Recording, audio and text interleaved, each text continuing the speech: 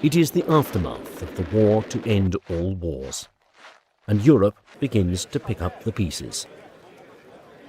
While many Germans find the limits imposed on them under the Treaty of Versailles restrictive, a loophole leaves them free to experiment with rocket power, not yet considered an instrument of modern war. The VFR, a spaceflight society founded in Breslau, Germany, gathers together many rocketry enthusiasts. From just 3 members at their first meeting, the society flourishes, attracting hundreds of amateur rocketeers. And in 1933, one of these amateurs has some ideas that catch the eye of the newly elected Nazis. His name is Wernher von Braun. Working under a military grant, von Braun proposes to use liquid propulsion to power rocket flight and goes on to create the V2 rocket. He also comes up with plans for a series of manned vertical takeoff interceptors. This exotic weapon would launch high into the air and swoop down on incoming bombers. But the German Air Ministry, unimpressed with the power of the proposed craft, cancel it in the planning stages.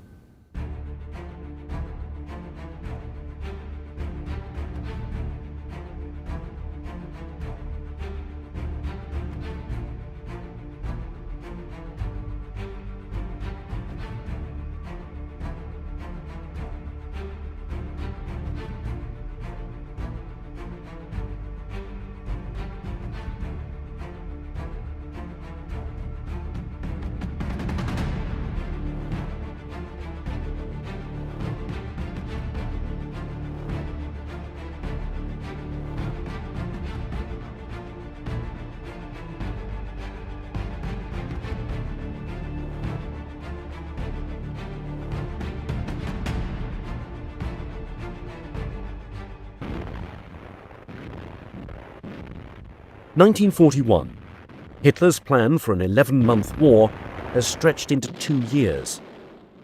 The German Air Ministry has a new rocket-powered interceptor in development, one slightly more conventional than previous efforts.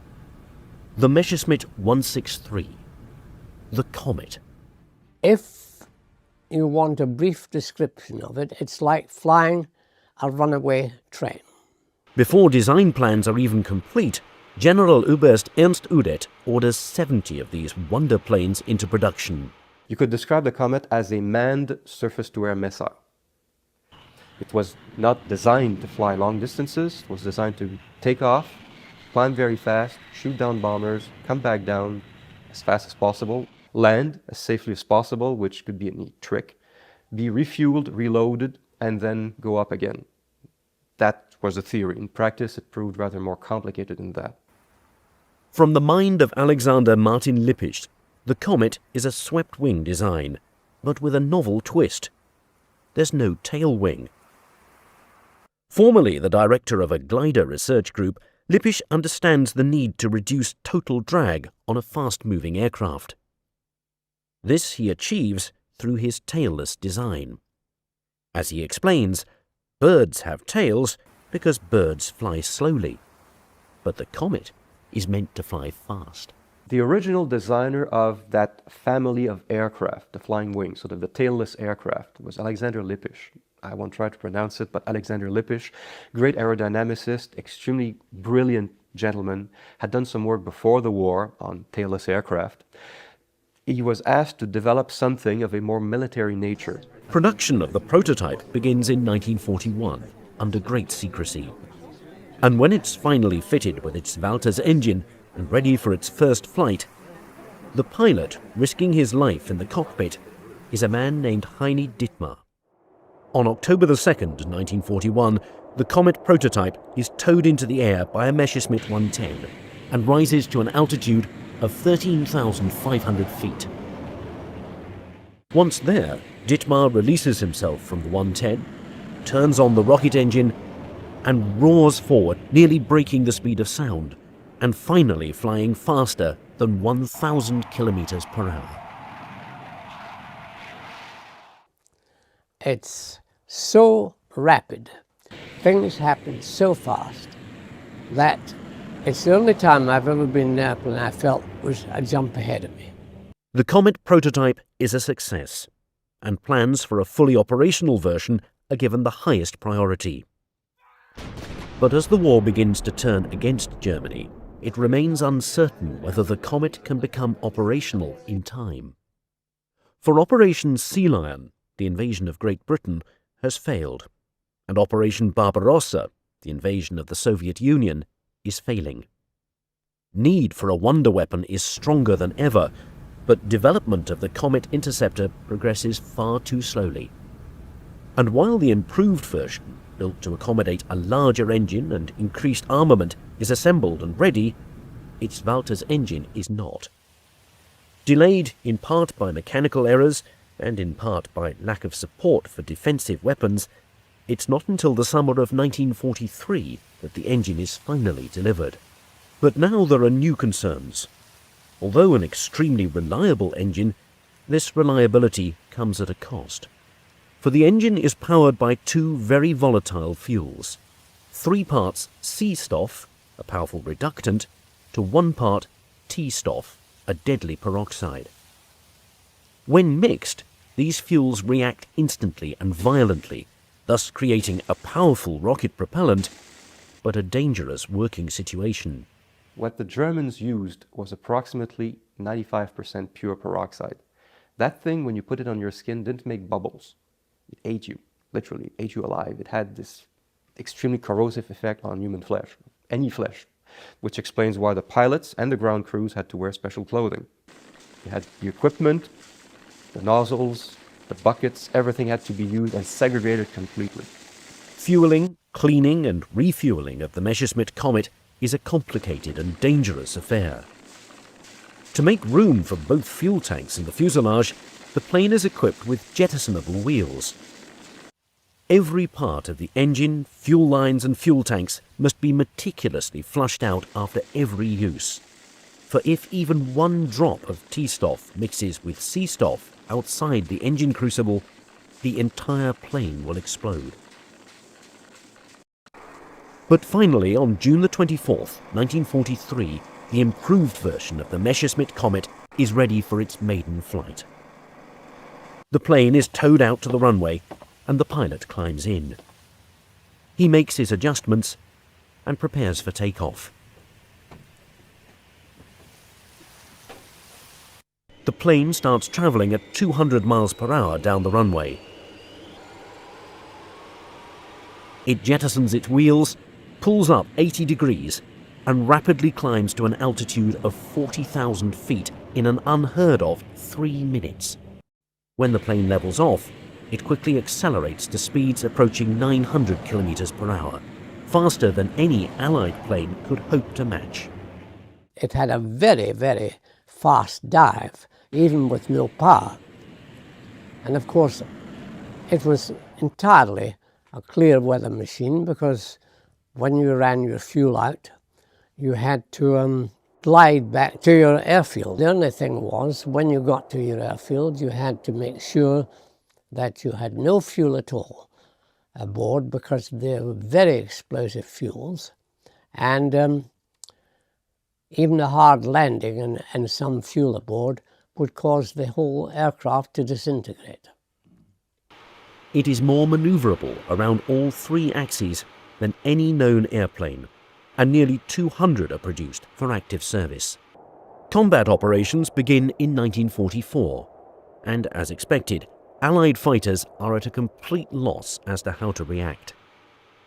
A red version of the plane is produced, recalling aviation legend Manfred von Richthofen, the Red Baron, although not all pilots are happy with this ominous reminder. But still, there are more problems. Because the cockpit is not pressurized, pilots suffer gastrointestinal problems and must be fed special low-fiber diets. Also, the Walter's engine is prone to cutting out during flight, and while the Komet is a highly efficient glider by necessity, it can become difficult to control at top speeds. As such, only very experienced combat pilots are capable of making any enemy kills. And once Allied fighters take note of the Komet's short, powered flight, They wait the plane out, pouncing on it after its engine shuts off. Finally, the superior gliding capability of the swept-wing design proves detrimental to safe landing, causing the aircraft to suddenly rise back into the air with even the slightest updraft. In short, more planes are lost to landing accidents than result in enemy kills. Messerschmitt and the Luftwaffe certainly knew that the Komet had limitations. An improved version with a pressurized cockpit was developed, for example, the 263, which was, I believe, turned over to Junkers. So it became the Junkers 263. Had a very sort of egg-like appearance, landing gear could retract but very narrow track, different engine. In this design, the fuselage is stretched to accommodate larger fuel tanks for longer range. The new engine is to be equipped with 2 chambers, one to provide power for takeoff and climbing, and the second to provide adjustable cruising power. The aircraft is designed to reach an altitude of 40,000 feet and to still have 100 minutes of fuel left for combat. And it's hoped the new retractable landing gear will prevent any further costly landing accidents. Also, the pressurized cockpit, intended to eliminate pilot health concerns, is to be fitted with a bubble canopy to improve the pilot's rear view. Had this plane become operational, it would certainly have been capable of far more combat kills than its predecessor. But by 1945, progress on the project is so slow that it's only reached the prototype stage. And when the Junkers factory is later overrun by Soviet troops, the one and only completed aircraft is taken back to the Soviet Union. As a viable combat aircraft, its success was mixed. Given the resources that were poured into it, keeping in mind that Germany, 1943-44 resources were at a premium, you didn't have like money and stuff to throw away, one could argue they might have been better off using something else, like manufacturing other types of aircraft, piston-powered aircraft, fighters, for example. The Komet was pretty much a one-off issue. As an idea, yes, it's a gadget. And at this point in the war, more fighter aircraft might have indeed made a difference. Now Germany is under direct attack. Air raids by the British Royal Air Force are the heaviest assault to date in the history of aviation warfare. The result of this persistent and merciless bombing is devastating. Huge firestorms are created, killing thousands. Those who don't burn to death in the streets suffocate in their shelters and basements. Germany needs a wonder weapon. But despite its innovation and high speeds, the Komet 163 is not the weapon to turn the tide of war. Since the Komet has not lived up to expectations, Germany looks for new avenues to ward off bomber attacks. On June 6, 1944, the Allies land at Normandy, and step by step, the German defensive lines are pushed back. Soon the British cross the Seine and finally break through the German front, taking Brussels and then Aachen by September of that year. Meanwhile, in the skies, American B-17s wreak havoc on the German mainland. After Hamburg, there's Berlin, and then there's Dresden. Germany is being brought to its knees. Well, the Germans had this problem. They were attacked on the ground by huge forces of tanks, especially on the Eastern Front. You need powerful weapons. They were also attacked by bombers, daytime, nighttime. So they had to develop very powerful weapons for all these enemies. And in the southwest of Germany, near the small town of Waldsee, Erich Bochum believes he is designing just such a weapon. The Bochum BA-349 Natter. The Natter for me is utterly fascinating. It was, for not many people really appreciate it, was the very first vertical takeoff aircraft designed for its role. Co-founding Bochum Werks in 1941, in 1944, Erich Bochum bases much of the Natter design on Wernher von Braun's rejected 1939 proposal, a proposal Bochum discovered while working at the Fiesler Aircraft Company. Here, a series of Jordanov cutaway diagrams show the simple design of the Natter, beginning with the fuselage and subsequently showing the control column, the Walter's engine, the fuel tank cradle, the fuel tank, and finally the pilot's seat and cockpit. But in spite of its simplicity, it's an uphill battle for Bochum to obtain the support necessary to complete this project. Initially, he took the idea to the German air ace Adolf Galland. Galland at the time was the general of the fighter air arm. Galland was watching his fighter force being decimated. He was interested in any radical idea that might reverse this trend, so he could see the potential in the Natter. Unfortunately, however, Galland's hands are tied. While the German Air Ministry initially agreed to 150 planes, by late 1944 they cancelled the project in favour of designs further along in production. So seeing no other choice for Bochum, Galland sends him to make a deal with the devil. Heinrich Himmler, head of the SS. Bochum was granted an audience, and it was clear that Himmler wanted to take the Natter under his control. At this stage, Himmler's power was in the ascendancy. Himmler's power may be in the ascendancy, but it's not yet unchecked. Earlier that year, he had had Wernher von Braun arrested, only to have Hitler release him 1 month later. So now Himmler operates with some caution. But ultimately, the SS agreed to take control of the Natter project and immediately reorder the 150 planes the Air Ministry cancelled. In response, the Air Ministry reversed their earlier decision and order 50 more for themselves. So finally, construction begins on what is quite possibly the most radical design of World War II.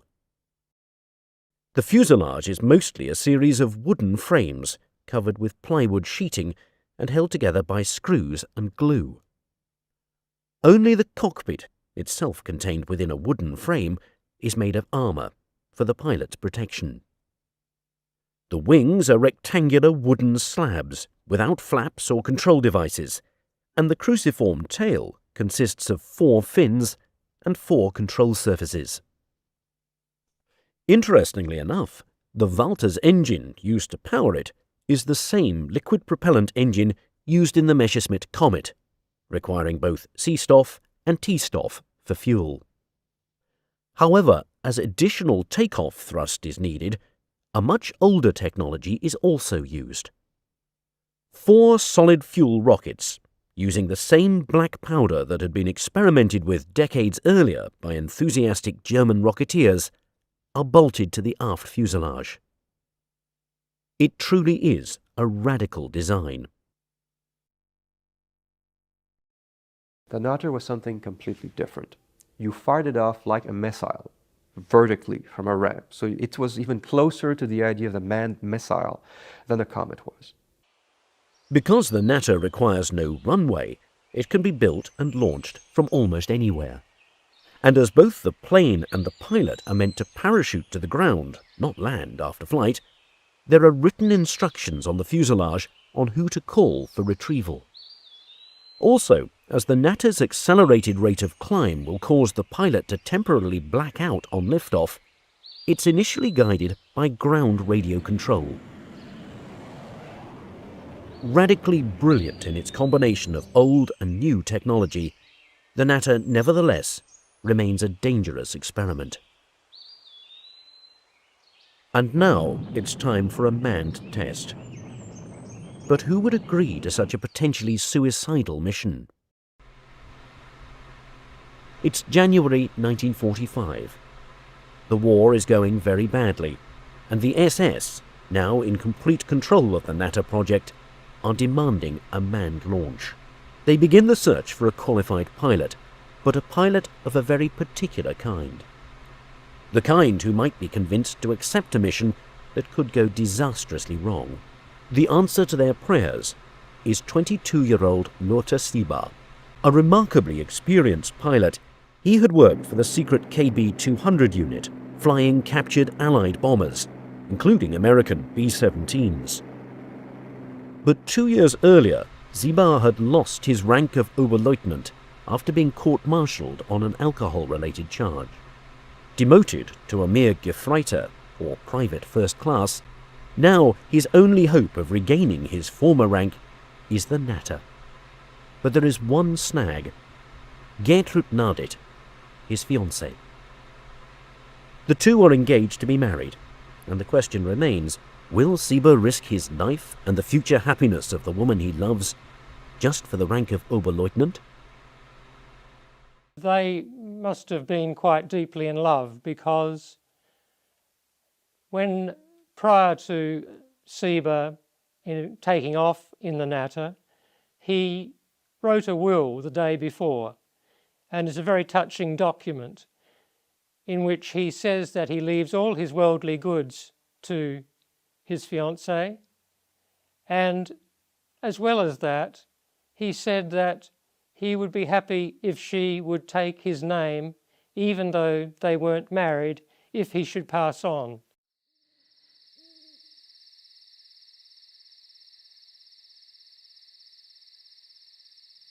So, on the same night he writes his last will and testament, he takes his wife-to-be to the launch site and tells her of his dream.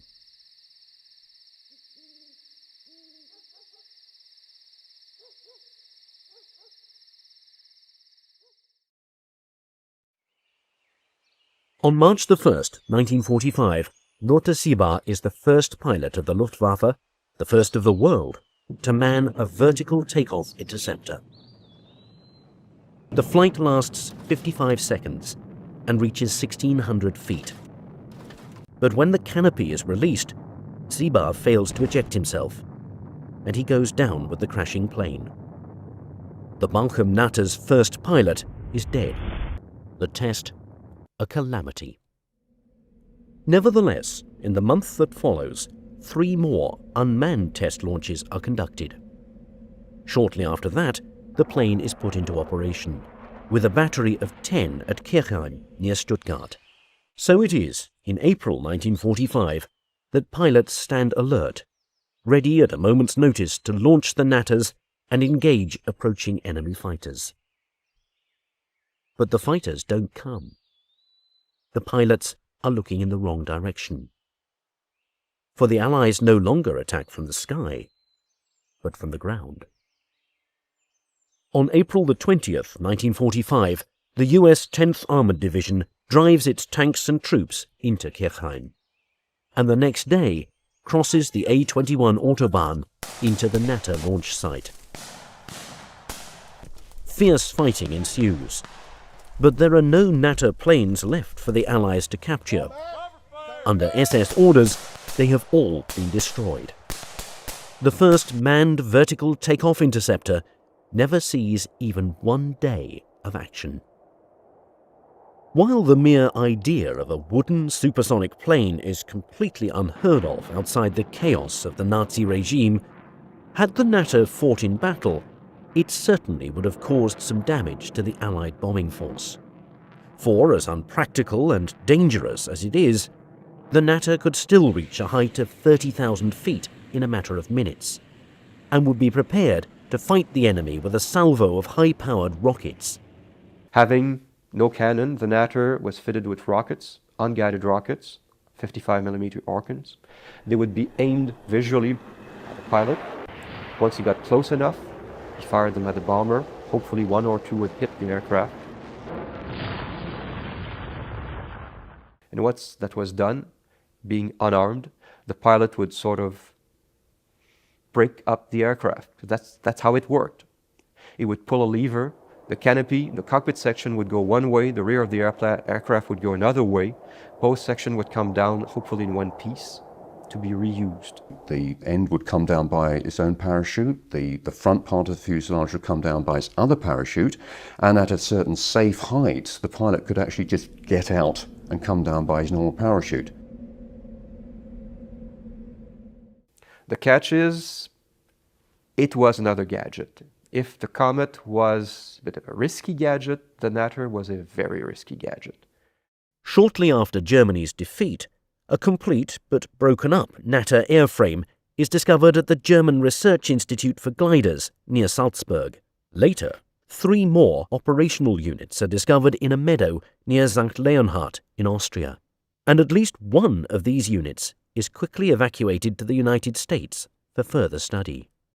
But there, the plane is scorned and scoffed at. The Natter was not a good idea, was not a good airplane. It was completely impractical. It was damn dangerous. What were they thinking of? I mean, this question of desperation again was in the air. The Germans had all these bright ideas, so they thought. They were completely unfocused. They had all these ideas, but they went nowhere.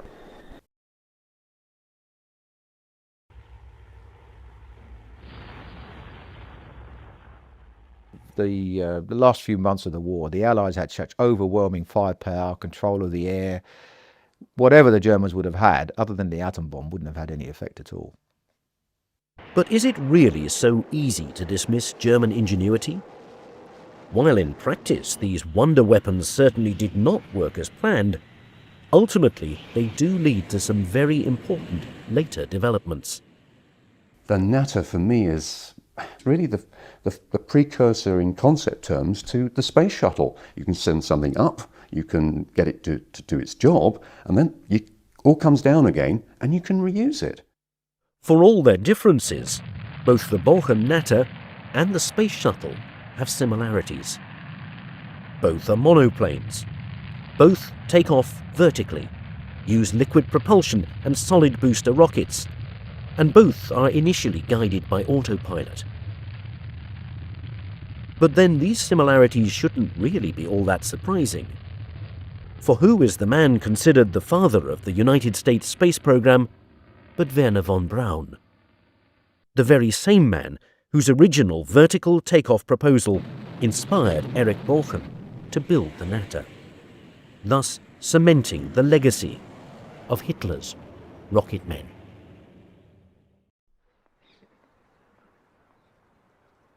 It is a historical discovery worth its weight in gold. A truly important document of German aviation history is uncovered.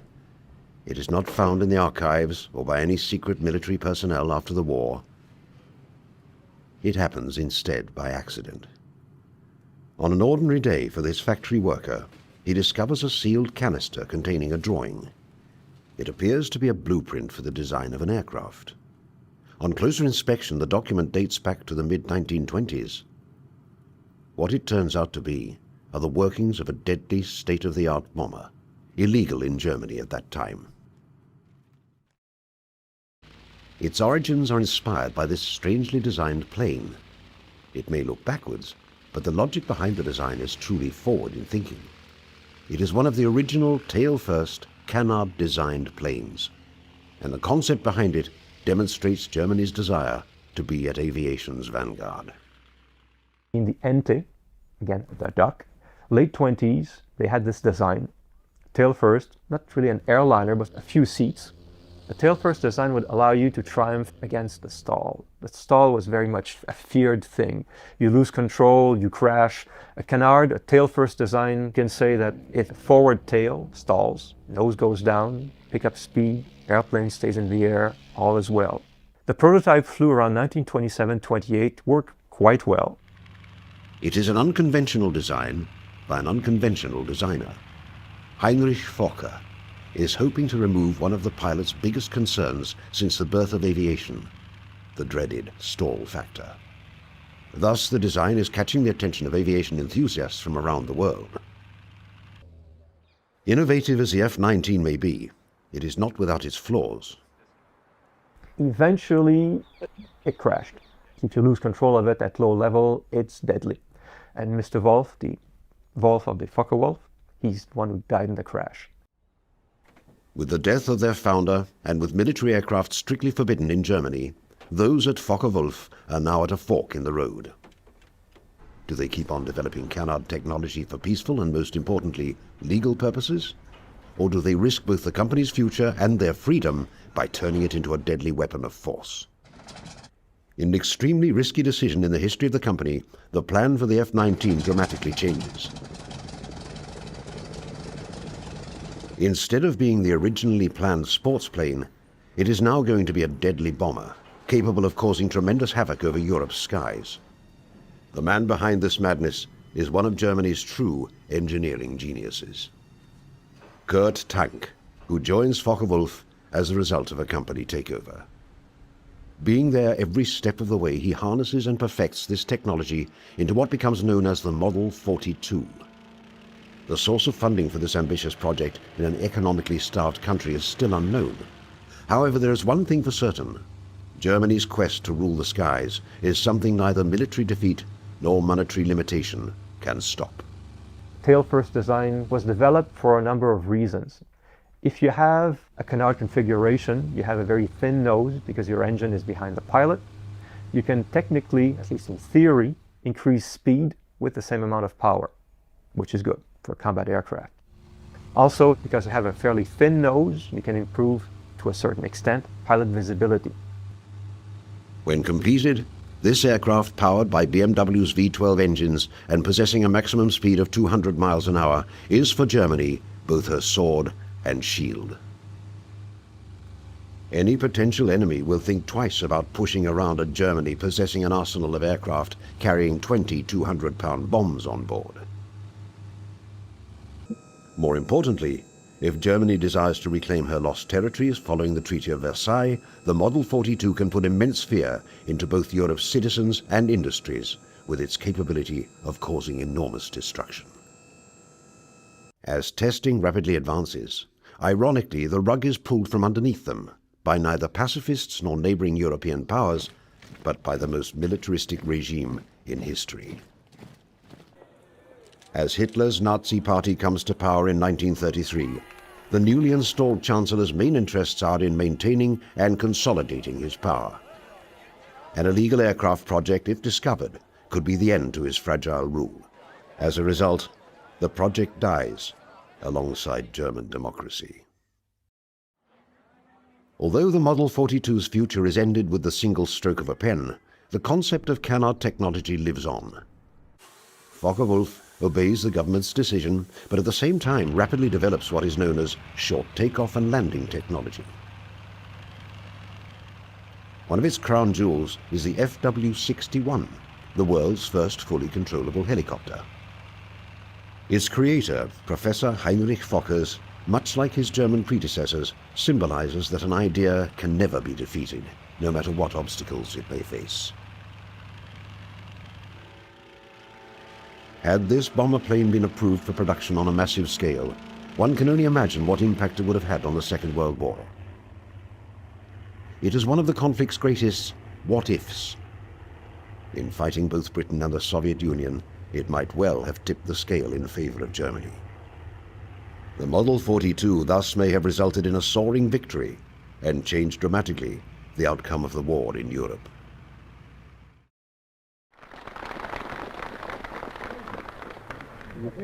I name you hero and wish you good luck and Godspeed to all who fly in this type. Yeah?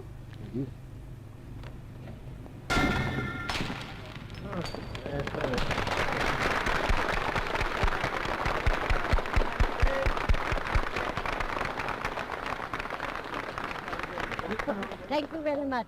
Despite the enthusiasm at Handley Page, the mood in England at this time is anything but cheerful. By 1937, the drums of war are beginning to be heard across the nation. Never has this been more evident than at these factories, where the Harrow is being introduced in an attempt to showcase Britain's military power.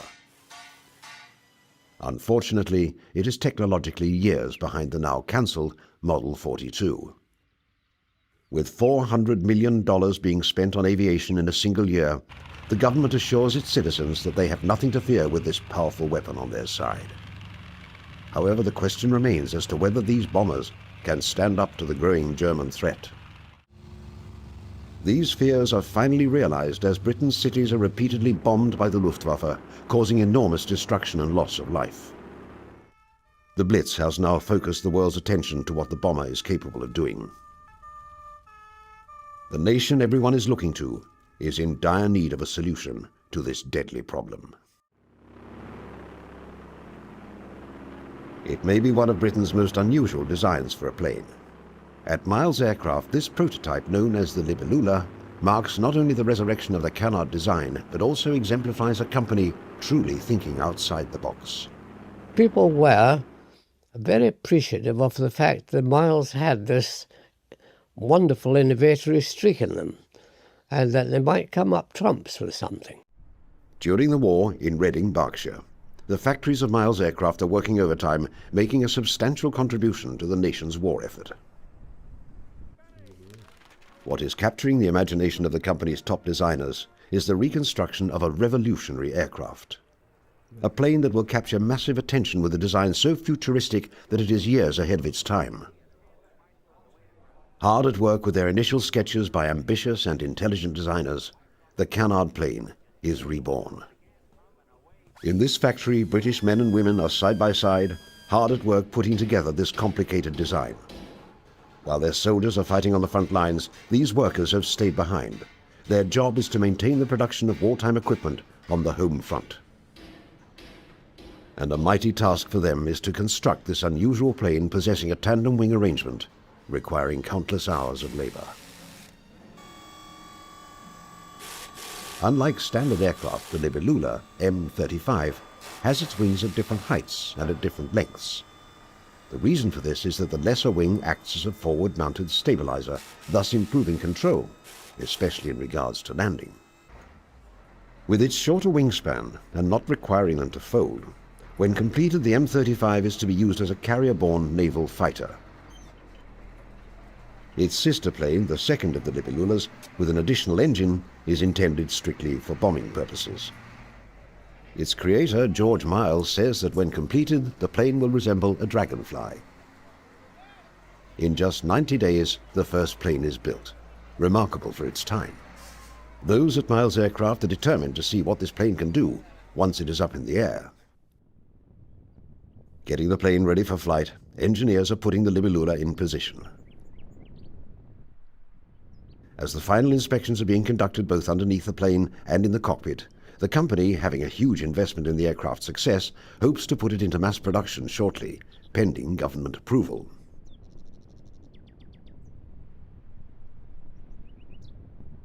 Possessing a tricycle landing gear, the intent is to achieve complete stability when landing. At the rear of the wings are the corresponding vertical and horizontal stabilizers and rudders. Once in the air, the plane is able to fly at 160 miles an hour and climb at a rate of 1,100 feet a minute. Its canard features lend the aircraft well to both high and low-speed flight. With all of its advantages, however, the Libellula is not without its drawbacks. So the Libellula, the problem was to control the aircraft for takeoff and landing. It had two sets of flaps with 5 settings for each set. So you had a potential 10 combinations. This was difficult because getting the right combination was one thing, because every time you changed the combination, it had some effect on the controllability of the aircraft. And it was really impractical. Complexity becomes its Achilles heel. And despite the optimism from those involved in both the flying and the making of the plane, the military situation at the time dictates that the Libellula must come in for a political landing. In many ways, it is surprising that both versions of the design never go into mass production. However, its fate, similar to that of the Model 42, rests not on the aspiration of its designers, but on external circumstances. Britain, now with the United States and the Soviet Union as allies, is turning the tide against the German war machine. As a result, the demand for the Libellula evaporates. With prospects for the canard design now looking all but dead, miraculously, it once again is resurrected. This time, however, it is not done by any European power. Instead, it is done across the Atlantic Ocean, in America, the birthplace of aviation. Here, the Canard design is reincarnated. The United States, referred to by Japanese Admiral Yamamoto as the sleeping giant, has awakened. Having an industrial capacity second to none, geography is the country's greatest asset. A massive labor force working uninterrupted without fear of factories being bombed is Uncle Sam's greatest advantage. And aircraft production is no exception. In terms of quantity, the United States is the undisputed champion. No European nation can even come close to their rate of production. However, while the country leads in quantity, it is quality that one aircraft company aspires to excel at. But there was definitely a potential there. So Lockheed started to look at what kind of airplane could be designed around a turbine engine for high-performance aircraft. It is Lockheed who believes it has the jet-powered solution for the fighter.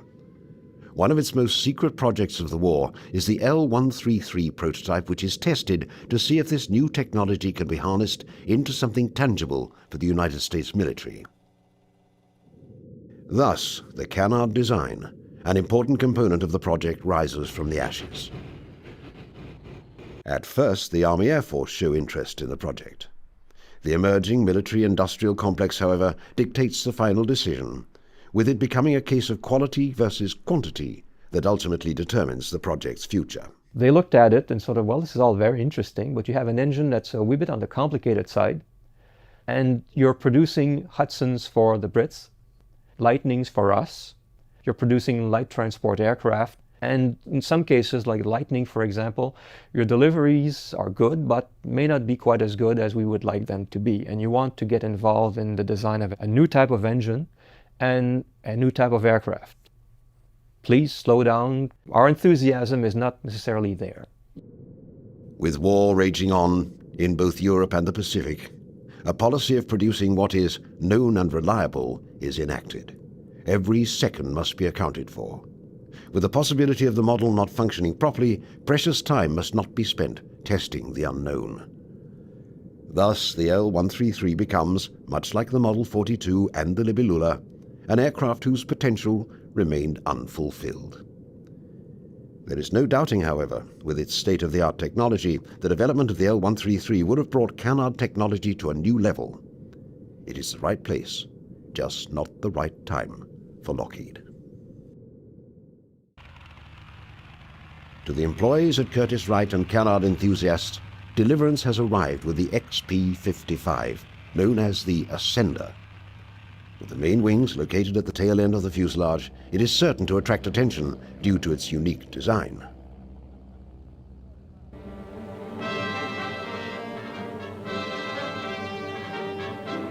Presenting the Army's new Ascender plane. With its elevator controls in the nose and its motor and propeller in the rear, this push-propelled fighter reverses conventional airplane design. Developed experimentally as the XP-55, the new plane gives forward vision for the pilot and a clear path for his gunfire. In action, the darting tail-first Ascender seems to fly backwards.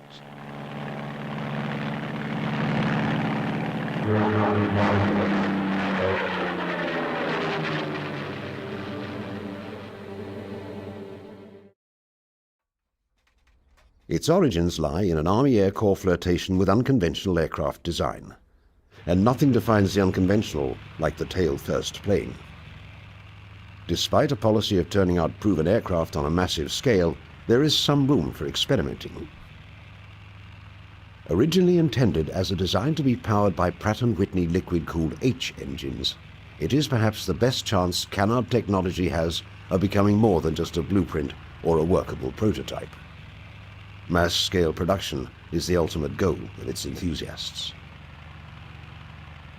After extensive testing, it appears that the Ascender is the best hope in achieving this goal. The Air Corps is impressed so far and asks for 3 prototypes to be built. The plane's future, however, comes crashing down with its first prototype. A stalling malfunction results in the first Ascender taking a 16,000-foot nosedive. As the company attempts to fix this problem, competing technology is evolving faster than XP-55. In the end, the project is cancelled indefinitely. It is not worth either the government's time or money, to further pursue such a risky endeavor. Despite its name, in the end, the plane does nothing but descend into the depths of aviation history. By 1945, as Japan enters the fourth year in its war against the United States, the sleeping giant that Admiral Yamamoto feared would awake is now on his nation's doorstep. After massive casualties on both sides, American military power is successful in pushing back Japanese forces through both its superior air and sea power. The American mainland remains untouched after Pearl Harbor, with military production skyrocketing. Japan, a nation that seemed invincible in early 1942, is now feeling this incredible American force wreak havoc over its mainland. In particular, Japanese cities and their inhabitants feel the horrors of an air war that does not distinguish between military and civilian targets. American B-29s, leaving from the islands of Guam and Saipan, fly a total of 107 bombing raid missions on Japan's cities in just 1 year. One particular raid that takes place on the night of March the 9th destroys 250,000 homes and burns almost 100,000 citizens to death. In General MacArthur's historical report, he writes that the effect of these raids rocked the nation to its very foundations. With each passing month, the casualties keep escalating, with nearly 3 million people killed. Mass famine is spreading, with an estimated 10 million people suffering from serious malnutrition. Japanese Admiral Matomi Ogaki, writing in his diary on June the 18th, asks, "Does the enemy intend to destroy all of the cities in this country?" General Curtis LeMay, a key architect of this bombing strategy, pledges to bomb and burn them until they quit. The only problem for LeMay is that with a schedule of approximately 16 burn jobs on urban industrial areas every 3 to 4 days, by mid-August, American bombers will run out of cities to destroy. Japanese air forces are proving incapable of preventing this mass destruction of their homeland.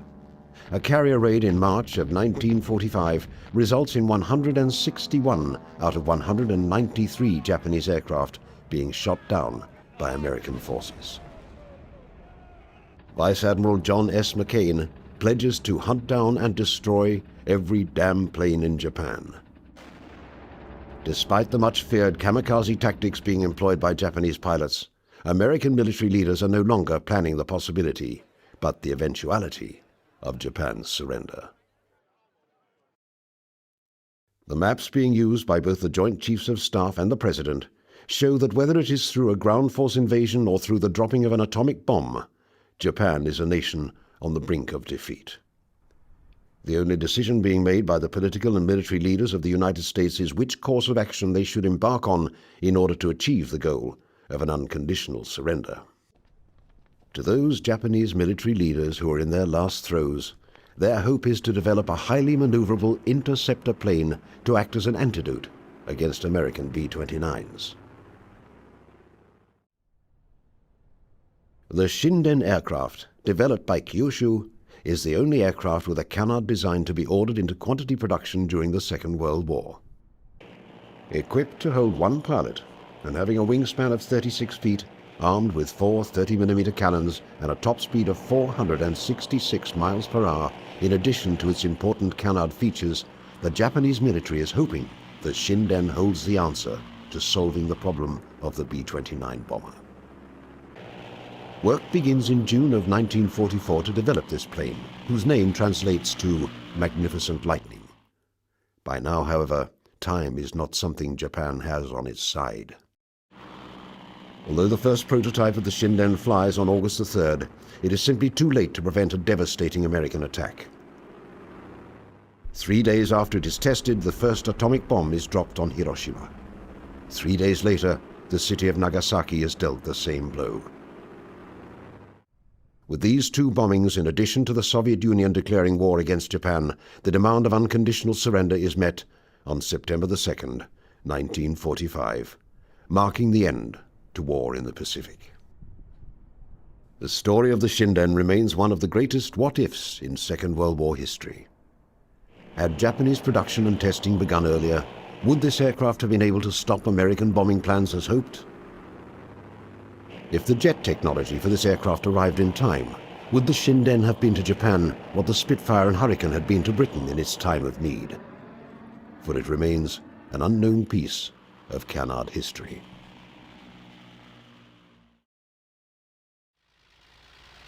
The canard design, with its origins dating back to the Wright brothers and their first flight of 1903, is a story of aviation constantly having to overcome the barriers and obstacles put in its way. It is a story of emerging and innovative technology locking horns with the politics of its time. Whether it is a result of a new government taking power, the policies of production, or of a country in desperation, canard technology never soars above these barricades in the first half of the 20th century. There is no doubting, however, what canard technology represents in the history of aviation. It symbolizes the innovative spirit, and it symbolizes the proud heritage of aviation. The canard design is to be remembered through its planes and by the people that created them.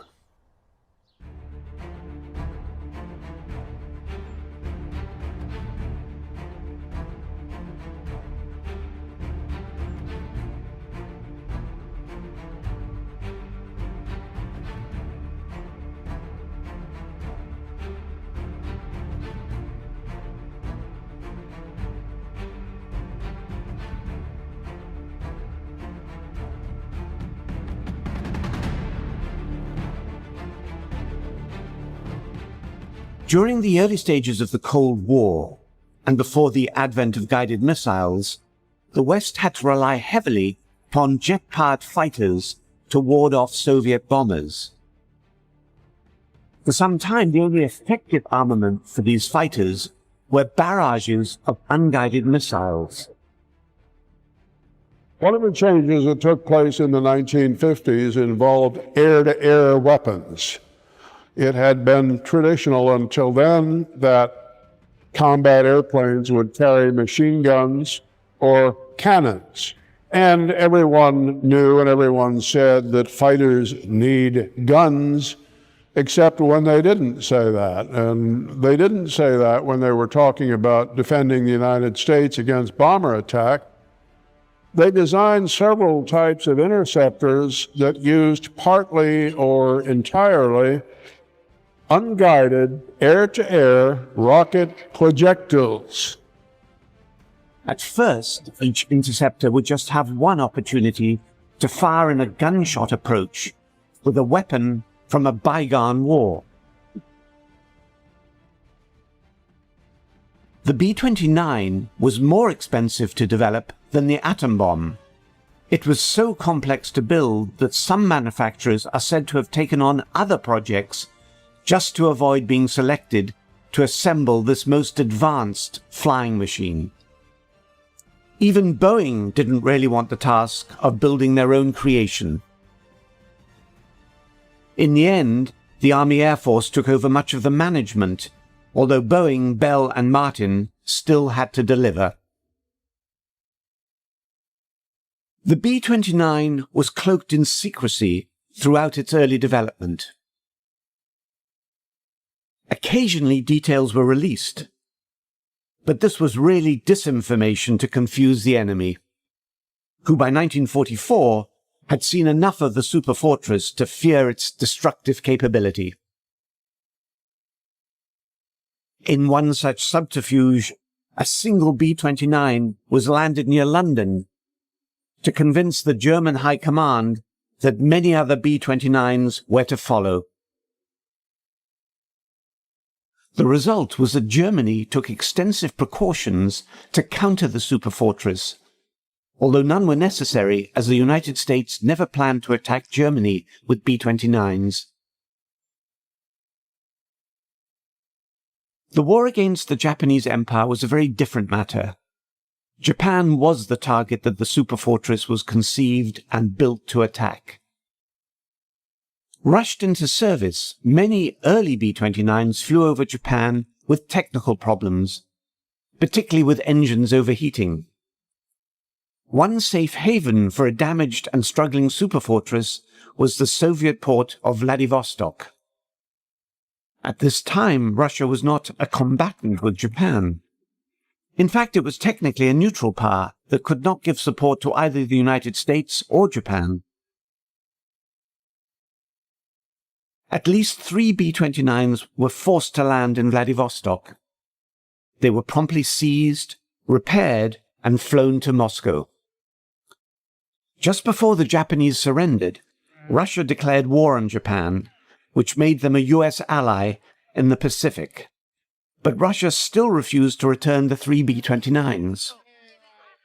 American wisdom was that a superfortress would be technically too sophisticated for Soviet engineers to replicate. And that view prevailed for several years, even as the Soviet relationship deteriorated from ally to enemy. However, in 1947, at Moscow's annual Aviation Day parade, 3 B-29s appeared overhead. At first, Western observers assumed they were American, but opinion quickly changed when a fourth identical aircraft appeared. Soviet engineers had obviously developed a clone. This was bad news on the aviation front, but worse still was the knowledge that the Soviets had for some time breached Western security and had gained access to atomic secrets. The Los Alamos project alone had at least 3 Soviet spies in its workforce. In August 1949, the Soviets, in an exercise known as First Lightning, detonated their first atomic bomb. The news shocked the West. Soviet possession of the atom bomb and the means to deliver it demanded an effective response. However, most Western air forces at the time were still flying fighters from World War II. Anticipating the nuclear threat, in 1946 a new air defense command had been formed for the aerial protection of the continental United States. At first, the ADC had to rely upon a stalwart Second World War night fighter, the Northrop P-61 Black Widow. The aircraft offered some radar capability, long-range and all-weather endurance, but most important of all, it was available. Later, an unusual derivative of the successful P-51 Mustang, the P-82 Twin Mustang, was pressed into service. The original P-82 was envisioned as an escort fighter. It was fitted with radar and served as an ADC interceptor. However, neither of these aircraft had the speed of a jet, and they relied upon machine guns or cannons, neither of which were likely to be very effective against a B-29, wherever it was built. Having designed the superfortress in the first place, the US knew only too well its defensive capability.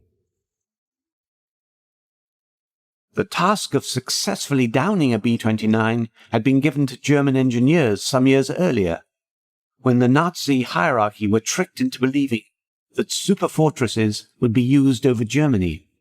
The Wehrmacht's answer came in the form of the A4M rocket. The rocket had been developed from an artillery missile of slightly less than 3 inches diameter and had 8 folding fins. These would be fired in a salvo at an oncoming American bomber. The salvo approach was necessary because the rockets lacked accuracy.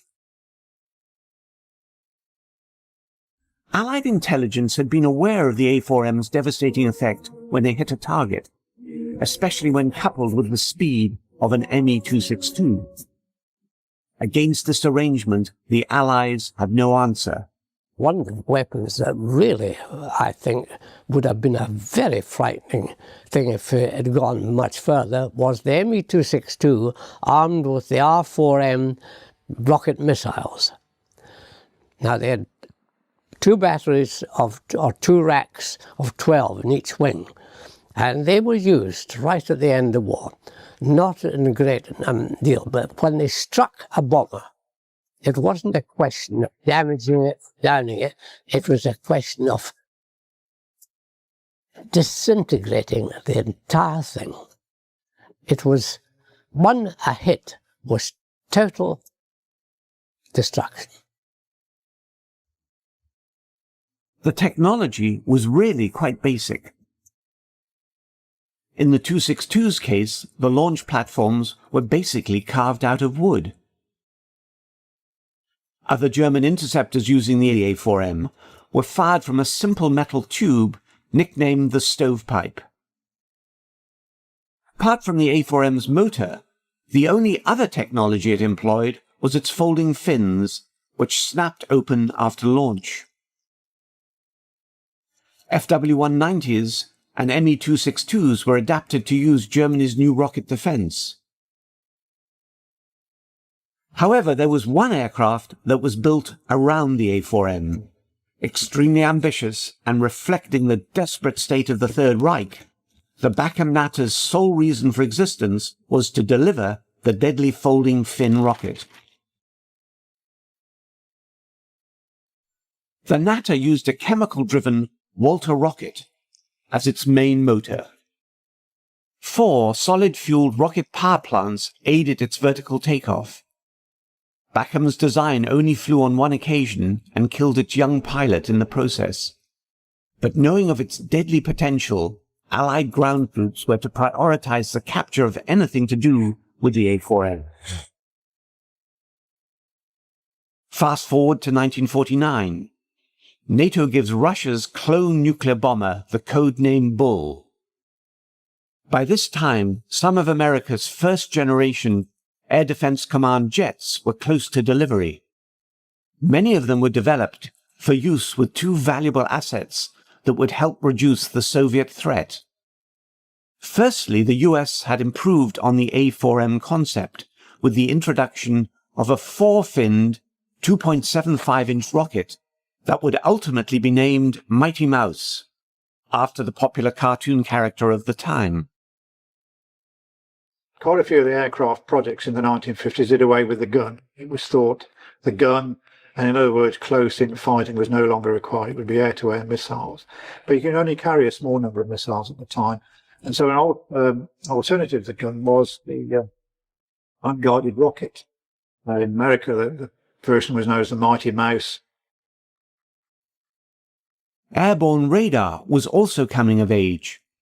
First employed at the end of World War II, it was now ready for use in conjunction with ground radar. Radar was particularly important when employing fighters known as interceptors, as they are required to fly at night and in all weather conditions. In 1945, the US Army Air Force was preparing to enter the jet age and had asked for submissions for a jet-powered night fighter to replace the propeller-driven aircraft it then had in service.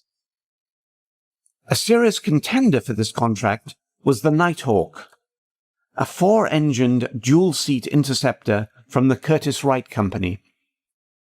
The Nighthawk's failure to perform in flight tests in 1948 led to the demise of the Curtiss-Wright Company. Instead, Air Defense Command chose a contender from Northrop. The F-89 Scorpion had 2 engines for safety and dual seats, one for a dedicated radar operator. The Scorpion was to be equipped with cannons because Mighty Mouse was not yet available. Delays in delivery of the F-89s had the advantage of enabling them all to be fitted with folding fin rockets. In fact, the Scorpion could carry 102 of the rockets. The F-89, which was quite an interesting aircraft with big rocket pods out on the end of the wing, and pretty heavy aircraft, but the usual case that we've done in so many of our aircraft, by the time we get through hanging things on them, they're all underpowered. and the F-89 didn't last long, but it was one of the airplanes in the air defense development that took place as we moved into the Cold War time frame and our expectations that we might have to fight Russia. However, late delivery of the F-89s at this very sensitive time in history led Air Defense Command to order 2 other interceptors as immediate backup. Lockheed calculated that they could convert the T-33 trainer to a 2-seat interceptor using up to 75% of the Tu-33's parts, a major saving in money, and more importantly, time. ADC was very impressed, as the first flight of the XF-94 was made just 3 months after the contract was signed. The latest C version of the Starfire carried Mighty Mouse rockets, just as they were starting to become available. The second backup for the Scorpion was a North American aviation project. The company's F-86 Sabre had been a major step forward in fighter design, but it was primarily a dogfighter, not an interceptor. But North American believed that the basic frame could be converted into the interceptor role. In the event, only about 25% of the original F-86 parts were used to make the F-86D or Sabre dog. Nevertheless, their unit cost was around 1/3 of the twin-engine Scorpion. Nearly all the 2,800 F-86Ds that rolled out of North American's plant were armed with the Mighty Mouse rocket. Like the Nazis' Bacchanata interceptor rocket, it existed solely for the purpose of delivering 2.75-inch folding fin rockets. The F-86D didn't have any guns. The F-86D Sabre carried a tray of these rockets under the pilot. The tray had to be extended, then the rockets could be fired. There was another interceptor that would be armed with the folding fin projectile, the Canadian CF-100.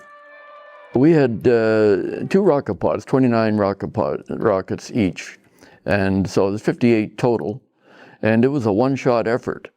So when you were into a bomber stream and locked onto the bomber, you would fire these things off, and it was essentially a shotgun type approach. You're bound to hit something. One rocket would do the job. Canada's Arctic region required an all-weather aircraft. Like the Scorpion and the Starfire, the CF-100 had a 2-seat configuration with a dedicated radar operator in the rear. Working in conjunction with a string of early warning radar posts, almost 700 CF-100s were built. They served for almost 30 years. So important was the project that Avro Canada cancelled its promising early jet airliner design to concentrate on its rocket-firing defender of North America.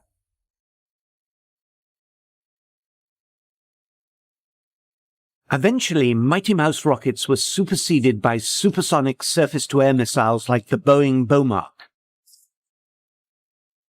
Army Nike shorter-range anti-aircraft missiles took over much of the air defense role in the mid to late 50s. Air Defense Command did retain the use of some Mighty Mouse rockets on its new generation interceptor, the F-102 Dagger, but only as support for the Falcon-guided missile, which was the Dagger's primary weapon.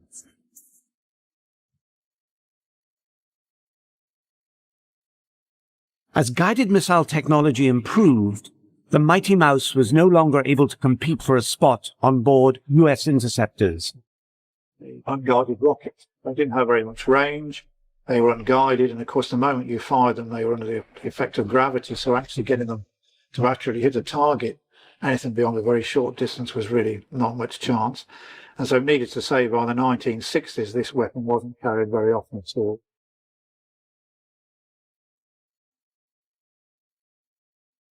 During the Vietnam War, the 2.75-inch rocket was paired with armed helicopters, and it was reborn as a ground attack weapon. Literally millions of Mighty Mouse rockets were launched against North Vietnamese targets from a wide range of U.S. rotary and fixed-wing aircraft.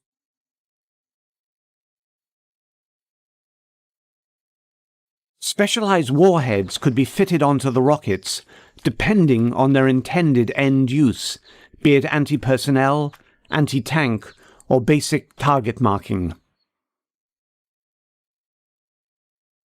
During the Gulf War, the Apache helicopters that opened the air campaign by destroying 2 Iraqi radar sites with Hellfire missiles also carried Hydra 70 rockets, the modern-day incarnation of the Mighty Mouse. The folding fin rocket was born out of the Reich's desperate need to stop the flow of Allied bombers devastating its territory.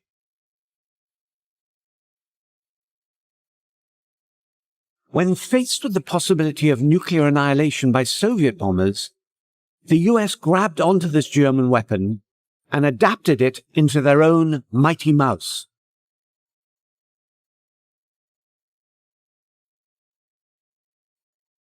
Those surface-to-air missiles and air-to-air missiles would relieve the Mighty Mouse of its intended mission of knocking down Soviet bombers, the folding fin rocket would find new life as a ground attack weapon, a mission it still carries out to this day.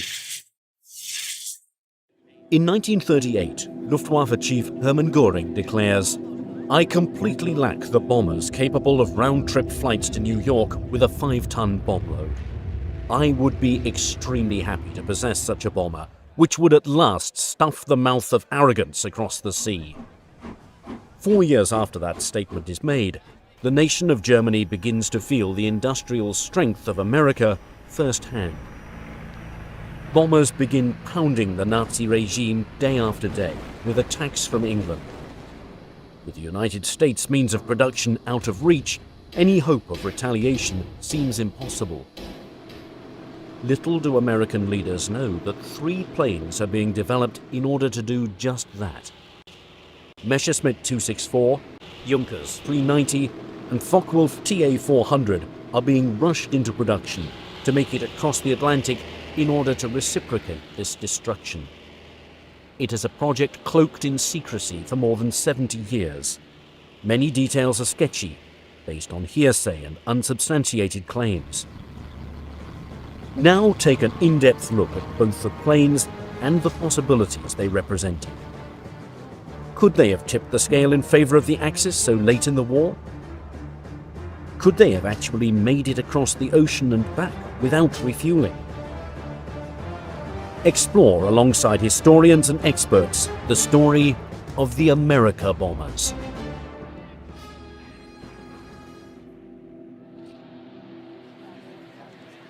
On December the 11th, 1941, Hitler declares war against the United States of America. Ever since the Second World War has begun, the 2 nations have been battling it out unofficially in the Atlantic Ocean. Hitler probably declares war on the United States because there's already an undeclared war going on against the United States of America. In the North Atlantic, with U.S. destroyers, U-boats. So he may think it's simply inevitable. But whether he thinks it's inevitable or not, it probably wasn't. And it's a terrible mistake on his part.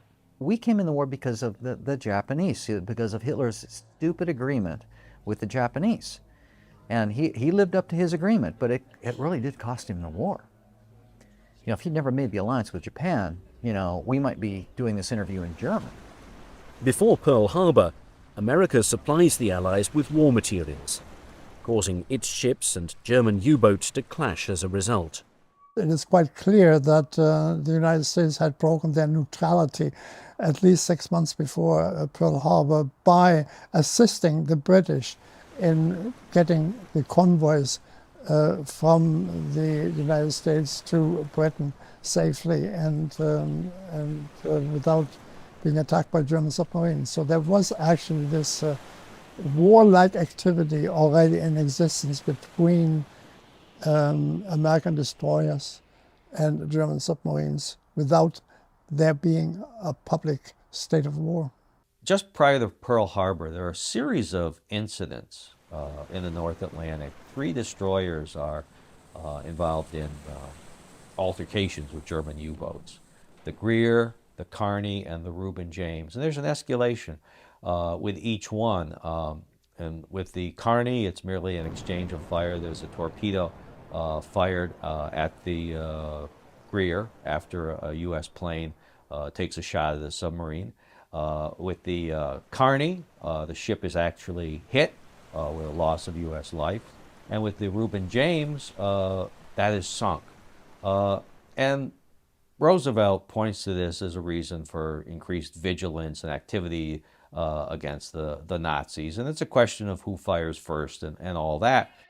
For Hitler, the decision is an easy one. The United States will no longer be considered neutral.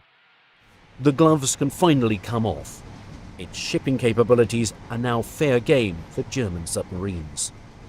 Once victory is declared over the Soviet Union, America and Britain will sue for peace. That is the Nazi plan. In less than a year, however, the exact opposite happens. Fighting against both Japan and Germany, the arsenal of democracy only grows stronger. The Americans, again, had the resources, they had the industry, they had the time, and this huge industry that could produce trainers, fighters, light bombers, medium bombers, heavy bombers, patrol bombers, any type of aircraft you can think of, and the tanks, and the trucks, and produce the gasoline, and the munitions, and everything else, and the ships. Huge navy. They could do all of that at the same time. The Germans couldn't. Factories begin turning out a plane every 5 minutes and a ship every day. American factories were in 24/7 production by the end of 1942, and in 43 and 44 not only armed one of the largest militaries in the world, but armed our allies as well, the British, the Soviet Union. In the course of the war, we gave somewhere around 50,000 trucks to the Soviet Union, 15,000 tanks, 7,000 aircraft. The United States has a unique advantage due to its geography. It does not have to worry about planes bombing their factories. It can go on producing at an unprecedented level. America never really gets out of the Great Depression until World War II comes along. The unemployment figures were as high as 14–17% in the late 1930s, and they really don't start to drop until America becomes the arsenal of democracy, supplying Britain and the Allies and shipping literally billions of dollars overseas. The Lend-Lease program ultimately is $50 billion by itself, which in the dollars of today is about $800 billion, a tremendous stimulus package for the American economy. They were delivering huge numbers of aircraft and tanks and vehicles, trucks, etc. to the British and the Canadians and the Australians, etc. So they were a major producer of weapons for the Allies. And having two oceans protecting its civilian population, the American people are confident that they're providing materials that will shift the balance of power away from the Axis. Economists say the natural resources of the United Nations are greater, but the capacity of the Axis to turn what resources they have into weapons of war is tremendous. They have the mighty Krupp munitions works. We have Birmingham. They have Skoda. We have Delaware. They have factories like this in occupied France. England has Vickers. They seized the steel mills of Luxembourg. We have Pittsburgh. They have great factories to turn out Heinkels, Messerschmitts, Dorniers. We turn out flying Fortresses, P-38s, P-40s, Aerocobras, Tomahawks, many others. Romanian oil drives their planes and tanks. Oil from the fields of Oklahoma, Texas, and California will drive our planes and tanks. For German leaders, the United States poses a serious dilemma. With more than 5,000 miles separating the two countries, no existing German aircraft can even come close to reaching America's east coast. In early 1942, the only strategy available to Nazi war planners is unrestricted submarine warfare. One of the most successful weapons that the Nazis had was the U-boat fleet, the U-boat service, the Kriegsmarine, which is essentially, by the end of the war, a U-boat navy. They were in 1942. They were wildly successful. It looked like they were going to just win the war just by sinking everything in the Atlantic. A plan known as Operation Drumbeat begins with U-boats torpedoing America's shores, sinking millions of tons of shipping. Well, the Americans, of course, were very much surprised by the immediate reaction of, or action, not action by German submarines after the war has been declared by Germany. Germany at that particular time sent a group of submarines over to the American coast, and America was totally unprepared for that kind of assault. And the German submarines over there found absolutely no opposition whatsoever, and it was partly a Turkish shoot for them. The ships were illuminated; they were not in convoys. The cities were not blacked out, so it was partly for them almost a peacetime-like exercise they did, and of course they were very, very successful in doing so, and put America into a state of shock from which it took them many, many months to recover. Operation Drumbeat, or Paukenschlag in the original German, was the first U-boat offensive against the east coast of the United States. And to say that it was a happy time for the U-boats and their crews is understating the case considerably. And in fact, many of them did look back on it as those who survived the war look back on 1942 as just kind of a happy hunting time. It takes all modern nations some time to gear up into a war posture, and it might take democracies longer than dictatorships, and it might take our fractious and argumentative democracy in America even longer than some. And certainly the Japanese bombed Pearl Harbor in December of 1941, and we were at war a couple of days later, but it's not to say we took it with the seriousness that it deserved. And something as simple as blacking out cities on the East Coast was policies and procedures would have to be drawn up. It's not simply a case of everyone in New York turning out their lights at the same time. Now, with illuminated cities along the East Coast, every single American transport which sailed from harbor was nicely silhouetted against a bright background of lights. And U-boat and submarine commanders just could not have had a juicier or more lucrative target. And these experienced crews took advantage of it, sinking somewhere around 2 million tons of shipping in 1942. Caught off guard, it takes time for American war planners to augment their strategy in dealing with this submarine menace. Through the use of a convoy system, as well as ordering mandatory blackouts, Operation Drumbeat fades away.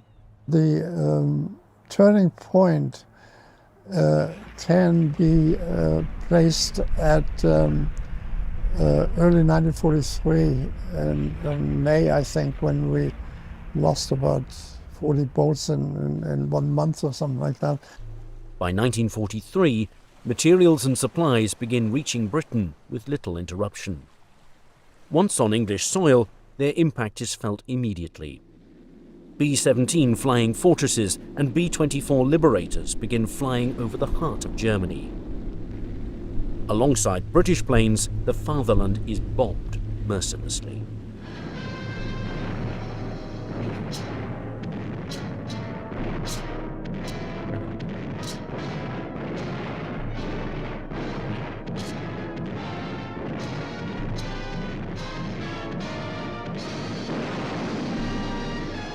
The offensive continues in greater and greater strength. Well, certainly German industries took a pounding.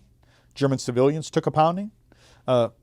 Winston Churchill probably put it best when he once said that the air effort was dehousing the German people, destroying their living quarters one building at a time. Cities are turned into rubble. And with Soviet victories on the Eastern Front, the Allied powers begin closing in on the Axis. Hitler, seeing the destruction firsthand, is outraged at these bombings. However, with his U-boats neutralized and the United States out of reach, there's little Nazi generals can do to fight back against the American war machine. What is needed is a wonder weapon to enact revenge. Beginning as early as the interwar period, German war planners study a hypothetical attack on the United States. Dornberger, assisted by Werner von Braun, had been thinking about some kind of a rocket-propelled weapon that could attack the United States as far back as 1937. There was a weapon that they were designing called variously either the New York bomb or the American rocket. It had an interesting intent. They would take a massive, massive booster rocket, put a V2 at the top of it, fire it off, and the V2 would eventually attain speeds of 6,000 miles an hour, which meant that it could cross the Atlantic in something like 40 minutes. It could strike New York, it could strike Washington, it could strike Boston. Of course, you can never laugh these things off because the Germans were so innovative that sometimes they achieved things which to many minds were quite impossible. The Germans were never able to launch any sort of attack on the continental United States. That's not to say they didn't talk about it, they didn't plan on doing it, and they didn't drop various schemes for doing it, some relatively realistic and some much more fanciful. Many concepts are examined and many are rejected due to their technological limitations. There was the notion, for example, of launching a V-1, the so-called buzz bomb, in some ways the distant ancestor of our modern cruise missile, of launching a V-1 from a ramp on the deck of a U-boat that had surfaced off of the American coast. Now, of course, the problem of getting a German U-boat to the American coast with a large ramp and a buzz bomb on top of it was never really dealt with. Some of these ideas even border on the realm of a science fiction novel. Likewise, there was a plan for towing a V-2. Now, the V-2 being the not-so-distant ancestor of the post-World War II intercontinental ballistic missile, of taking a V-2, encasing it in its own missile launcher, and then putting it into position on the back of a U-boat. The launcher would swing into a vertical position, that is a launch position, and thus then launch the weapon against an American city, presumably New York, and presumably Manhattan. Now, the problems with such a plan, of course, include getting, once again, that V-2 over the Atlantic Ocean, crawling with U.S. naval vessels of various shapes and sizes, not to mention our own submarine fleet, and doing so while trailing an extremely heavy and extremely obvious 118-foot-long canister without being detected. The most realistic and achievable weapon is a long-range bomber. In 1939, things in Europe were not going too well, and war clouds were beginning to erupt.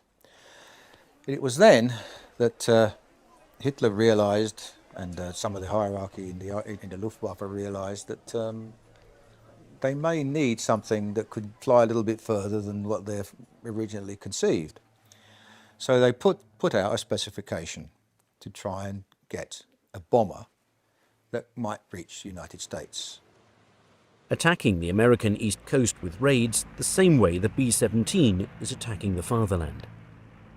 The Germans were very intent on finding some way that they could strike the United States by air. Besides having worked on rocketry, they were also developing a bomber. So the Germans realized that at one point, if you wanted to stop or at least put a brake on the production effort in the US, you would have to put some threat over their heads. The only way to do that would be to bomb them. Unfortunately for the Nazis, it's a goal that's difficult at best. For a plan like this to work, it must reach America and back without refueling. The problem that the Germans faced in building a long-range bomber is long-range. It had to go across the Atlantic, bomb New York City, maybe a little slack time there in case they ran into some fighters or something, and then it had to turn around nonstop without landing and fly back to Norway or the west coast of France, which this is a long trip, and nobody does this today. Your 747 doesn't do this today. They'll land in Europe or in England and refuel and check the plane out.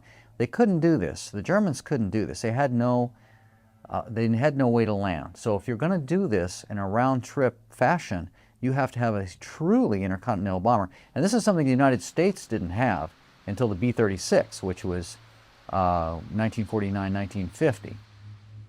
Their best chance is with the Bollemann Voss 222 flying boat.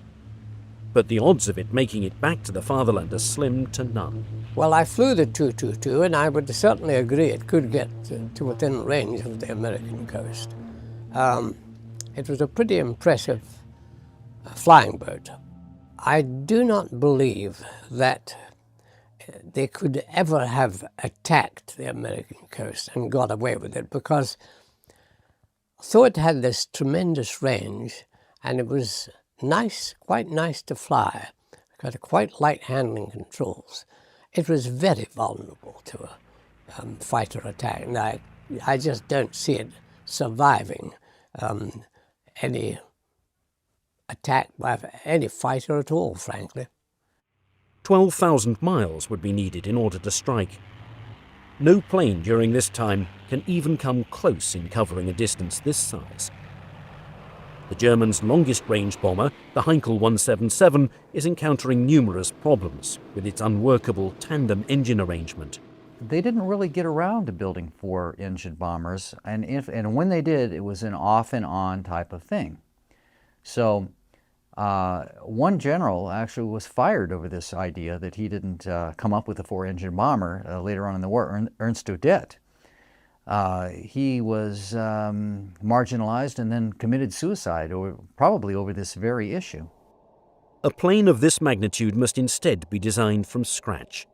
But they realized it would have to be a very long-range bomber. For all intended purposes, you're looking at the German equivalent of the B-29. And in order for it to work, an enormous amount of time and material is needed for production, development, and testing, something the Germans are lacking by this time. There were lies about the stocks of aluminium available. Production had not been rationalized, civilian resources had not been mobilized, and there was still a belief on the part of fighter pilots that quality was what mattered and that you would only get that by producing aircraft in relatively small numbers. So mass production was avoided. In 1944, Britain alone had 12 factories that employed more than 10,000 people. Germany only had 2. Despite these roadblocks, Adolf Hitler, having a fascination with wonder weapons, enthusiastically gives a green light to the project. The America bombers are born. To provide a buffer of relief, Nazi planners believe they have a perfect halfway point. The Azores, an archipelago of 9 islands located 900 miles east off neutral Portugal, is ideal for a project of this nature. Now they realized that the distances were huge. Actually, that's why they considered using the Azores as a base. It's halfway across, not quite halfway across the Atlantic, but it's certainly closer than bombing from bases in France. So there was definitely an interest there. In 1940, after the fall of France, Admiral Raeder strongly urged Hitler to occupy them before the Americans could get to the islands first. At one time, it was speculated, even Hitler suggested, that perhaps they should invade the Azores and take over the Azores and use it as a jumping off point for their long-range aircraft to fly to the States. Now, if German planes are given permission to land the same way German U-boats are allowed to dock, this geostrategic area would be worth its weight in gold. Having the range requirements significantly reduced, the plan to bomb America now appears more feasible than ever. What is needed now are targets. In order to cripple the arsenal of democracy, these hypothetical German planes cannot just bomb indiscriminately. They instead must go right after their means of production, attacking factories that are building the planes and bombs that are ruining German cities. Prepared by the War Department in April of 1942, a 33-page document lists 21 potential targets for the Germans to attack. The Aluminum Company of America, located in Messina, New York. The Chrysler Corporation in Detroit. The Wright Aeronautical Company in Cincinnati, Ohio, and many others are the destinations for the America bombers. The targets and the takeoff are set. In looking for companies to build these super bombers, the Nazi regime goes to the very best. They came up with some designs. Of course, every builder would come up with, every aircraft manufacturer would come up with a design, and they would take a look at the designs on paper and select one. Messerschmitt, makers of the Me 109 and the 110, 2 planes that battled Spitfires and Hurricanes during the Battle of Britain. It's also the company that's working on the revolutionary Me 262, the first jet-powered aircraft. Beginning in the late 1930s, Messerschmitt begins dabbling in what is known as Secret Project P1061. Its requirements are for an aircraft capable of reaching bases in Central Africa as well as Vichy French territories. Now, the plan calls for a plane that can reach the United States, carrying a payload of 5,000 kilograms. Messerschmitt came up with an idea that got off the ground, the Messerschmitt 264, and they originally wanted something like 6 prototypes for testing. And if these were proved successful, then they were going to build a fleet of them. Awarded the contract by the German government, workers at Messerschmitt begin working on the aircraft known as the Me-264. Different versions are considered, and once the plane begins taking shape, it starts to look eerily similar to another design that's being constructed across the ocean. So by and large, there were designs. I think there was a Messerschmitt 264, which looks a little bit like a B-29. The 264 was actually quite an interesting aeroplane design. It had a circular fuselage section, which in stress terms was very, very good, because the circle has equal stress points. It was built over a long period of time, and it didn't actually fly until 1942. Originally designed with 4 BMW 801G engines, German officials hoped that a 6-engine version will be in the skies as early as the fall of 1943. However, designers are noticing that the first prototype of the aircraft has a very high wing load. This is resulting in a loss of maneuverability, an unimpressive climb rate, and in-flight instability. 2 more prototypes are to be tested, one with armaments and one that is to be fully completed. However, with the aircraft being years away from flying, alternative designs and designers are sought out. Junkers, makers of the Stuka dive bomber and the Ju-52 transport plane, present their vision of a transoceanic aircraft capable of bombing Uncle Sam. The company is highly favoured amongst top Luftwaffe officials when it's taken over by the government in 1935, following the death of its founder, Hugo Junkers. Having overseen the company's nationalisation personally, Field Marshal Erhard Milch leans towards the alternative. Had the advantage of having a roll-on, roll-off capacity for equipment, because it had a rear door that could be dropped. And that was the big advantage. You didn't need to have trucks to load it and unload it. You could actually drive on and drive off. And that was the major advantage of the 290. The train of thought now is to just enlarge this aircraft for bombing America. The result is the Ju-390, a plane with 6 1700 horsepower engines, a wingspan of 181 feet, and a fuselage that is even longer than the American B-29.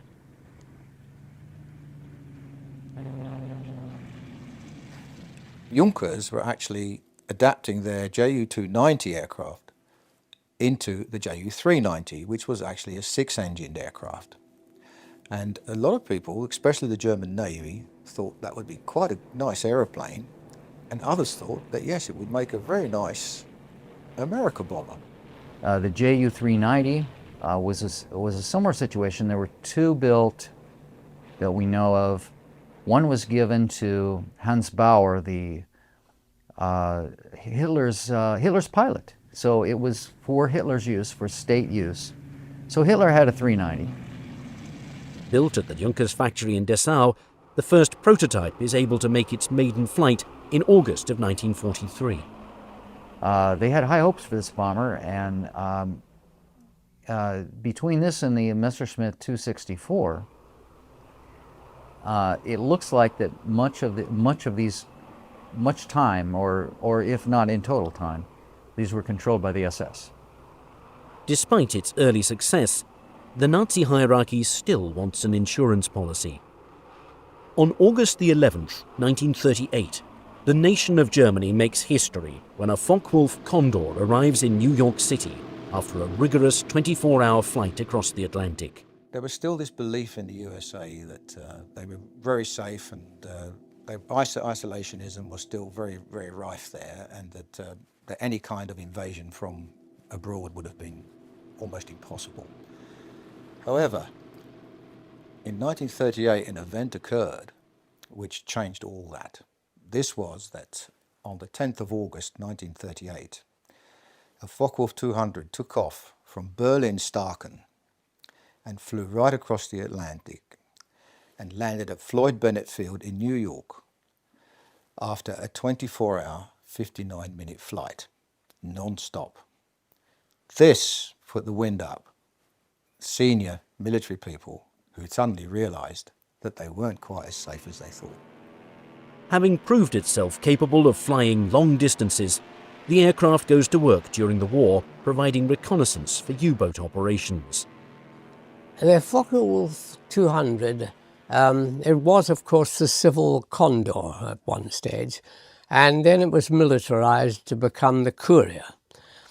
And in fact, as the Courier, it was very successful as a reconnaissance aircraft over the Atlantic. It was very heavily armed, and it had a wide range, and where it did the damage was it could operate beyond fighter range from England or from Britain. Now, the plan is to evolve the Condor the same way that the 290 is being evolved. The result is the TA-400, consisting of 6 BMW 1700 horsepower engines.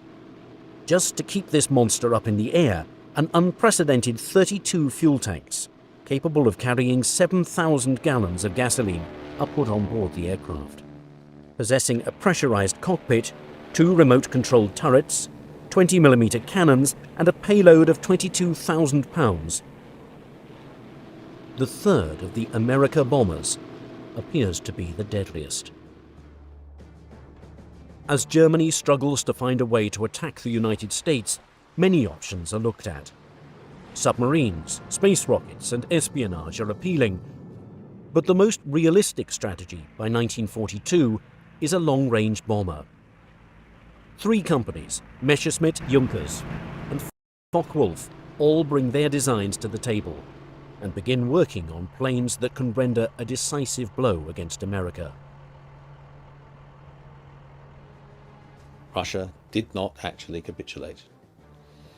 And in the winter of 1941, it actually launched a counterattack in front of Moscow. And there began a phase of the war which was to last more or less till its end.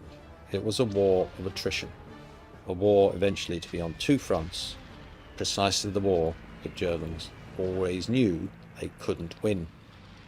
By 1944, the tide has turned in favour of the Allies. Beginning in 1943, the American Air Force and the RAF, the British Air Force, were mounting 1,000-plane raids against Germany. By 1944, these raids were creating havoc in Germany. 3 raids against the city of Hamburg resulted in something like 50,000 German dead. The cities in Germany were being destroyed, leveled at the rate of something like 2 a month. While the principles of war remained unchanged, the use of new weapons revised the concept of war. This time, Germany was faced with a weapon that leaped over battle lines and frontiers and smashed at the ultimate enemy, the German worker, who equipped and fed the German soldier. This time, the enemy nation was physically destroyed before its defending army was defeated. But as the Allies came to rely increasingly on a strategy of strategic air power as a way of bringing Germany low, the need became pressing for some sort of escort fighter, and of course that need was met in the P-51. The P-38 was available at first, then the P-47. Neither had the range to be able to escort the bombers all the way from England to Germany and back. The P-51 was the first that could do that. So now you had bombers flying raids all the way into the heart of Germany, even as far as Berlin, being able to have a very effective fighter escort the whole way there and back. In England, Operation Overlord, the invasion of France, is being planned by both British and American generals for later that year. At D-Day, in the final planning, the head of Allied tactical aviation was asked, well, what are we going to do about the German fighters? He said there aren't going to be any German fighters so far. And he was essentially right, because they'd been wiped out by then. So, I mean, you know, it had a huge effect, I think, on the whole course of the war, of being able to bring the fight directly to the German tactical aviation forces.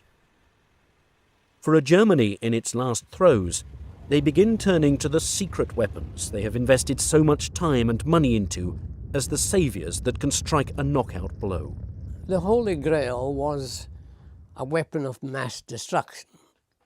And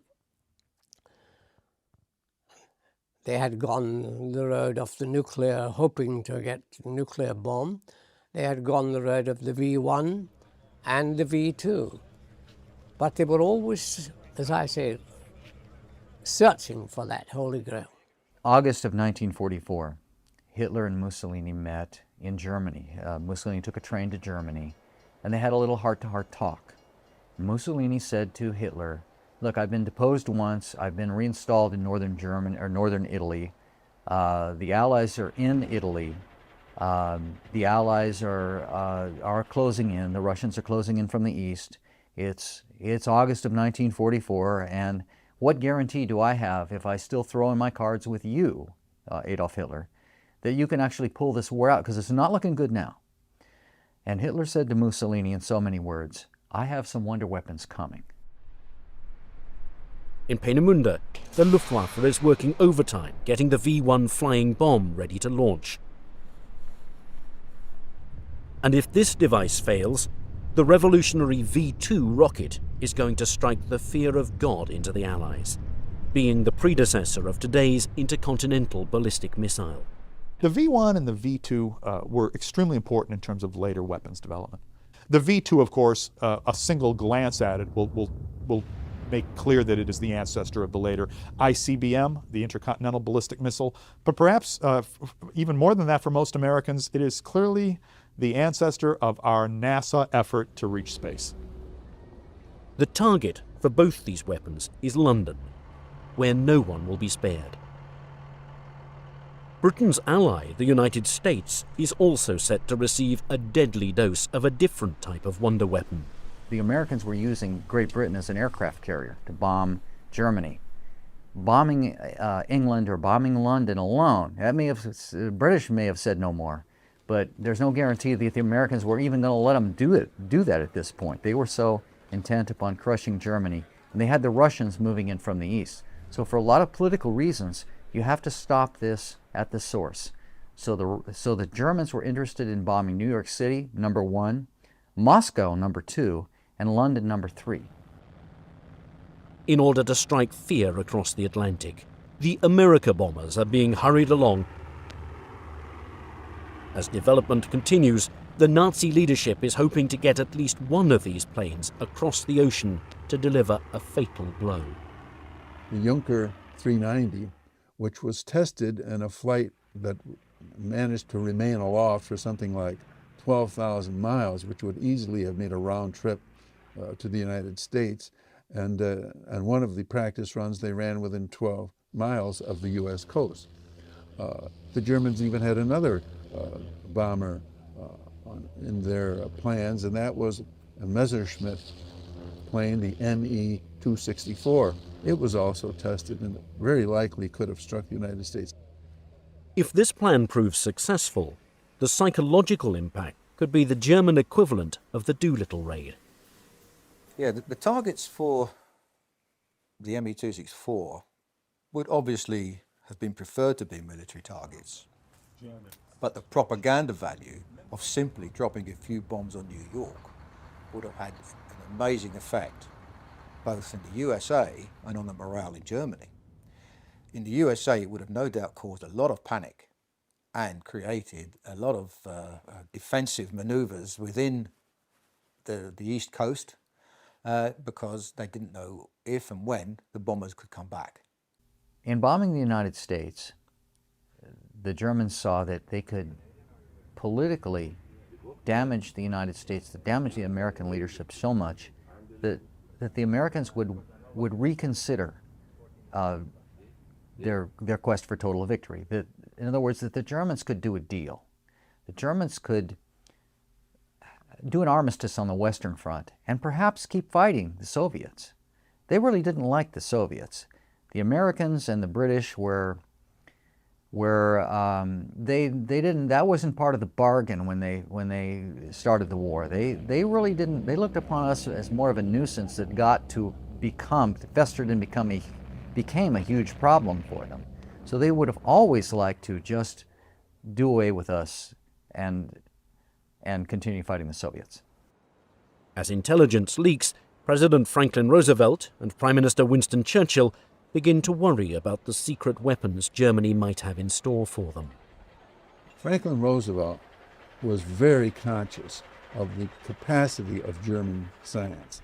And indeed, in 1944, in December of that year, one of his agents who was posted in Turkey, which was a hotbed of international espionage, reported to him that the Germans had mastered another weapon called the V3, and that it was capable of attacking the United States.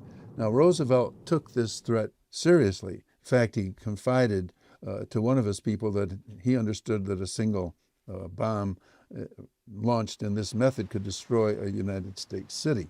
So he put the East Coast on alert when this attack presumably was going to happen. Obviously, it did not occur, but it pointed out the potential of German science. If resources are diverted, England will be softened up for the eventual launchings of the V1 and the V2. The only thing that Germany does not have on its side is time. By 1944, as the America bombers are being developed, Germany remains in a weakened state. Being pounded into submission day and night by Allied planes taking off from the coast of England, and with the Soviet Union moving in from the east, it's no longer an if, but when the Nazis will surrender. Their factories cannot continue unless a dramatic reversal of fortune occurs. Only a miracle weapon can save them, which, along with the V1 and the V2, is hopefully the planes designed to pulverize Uncle Sam. However, just as the project begins to develop, the dominoes begin to fall, lessening the chances that one of these planes will make it up into the skies before it's too late. The first of these is the decision by the Portuguese government to lease the Azores bases to the Allies. Sensing which direction the war is going in, the neutral nation turns away from the German plan to launch the America bombers from their territory. This key strategic site, where the Third Reich planned to base these planes, is now only a distant memory. As German cities and industries crumble, Luftwaffe officials are forced to make drastic cuts. In many respects, the America bombers are typical of the hundreds of secret projects being mismanaged that become the Achilles heel of the Luftwaffe. Right up to the last day of the war, they were working on 138 different guided missile projects. How can a nation which is on its knees be expending effort like this? Fortunately for us, they were expending this sort of effort through total mismanagement and lack of control of their resources. And one of the failures of the German Luftwaffe was their inability ever to work out a sane procurement and production process. Prototypes would be built and abandoned. They would be rebuilt and altered by Hitler's order and abandoned, and rebuilt a third time and perhaps put into production as an aircraft very, very different from what the original designers had intended. This took place throughout the war, compared to, for example, U.S. procurement policies, which become a giant bureaucracy embodied in the War Department and soon thereafter, World War II, embodied in the Pentagon. The Germans were simply not able to compete on that level.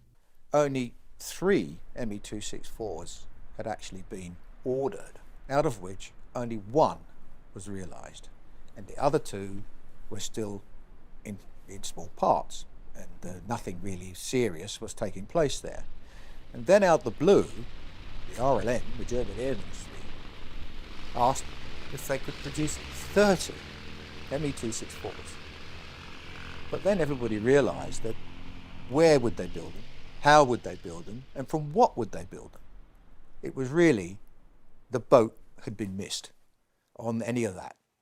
The resources, the time, the crews, the ground support equipment, the bases, because you can't base aircraft of that size on a grass field.